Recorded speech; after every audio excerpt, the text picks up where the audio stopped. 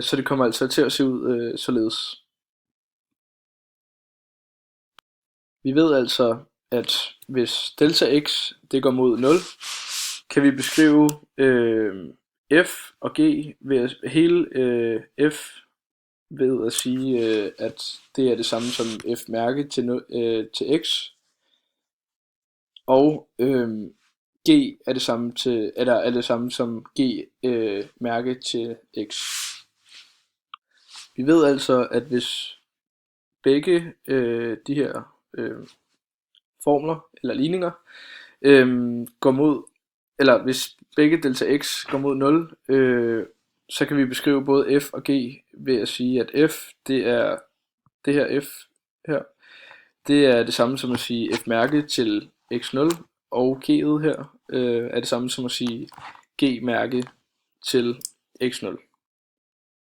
I det sidste trin finder vi altså differentialkvotienten, som lyder f mærke til x0 er lige med limit, og det er, eller lim, det er en forkortelse af limit, og det er altså vores grænseværdi, som er delta x til 0. F af delta x delt med delta x. Og hvis vi nu siger, eller hvis det er, at delta x går mod 0, så kommer den altså til at se ud således den endelige formel. Eller, ja. H mærke til x0 er lige med f mærke til x0, og det var det jeg forklarede før med at f mærke til x0 det er det samme som vi har heroppe i tælleren, gange vores g til x0, det er det vi har her.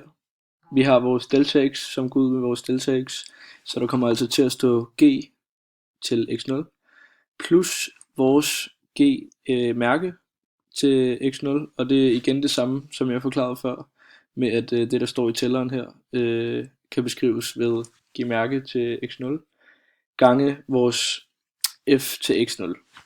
Så sådan her kommer det endelig, sådan kommer der regnereglen altså til at se ud, når den er bevist.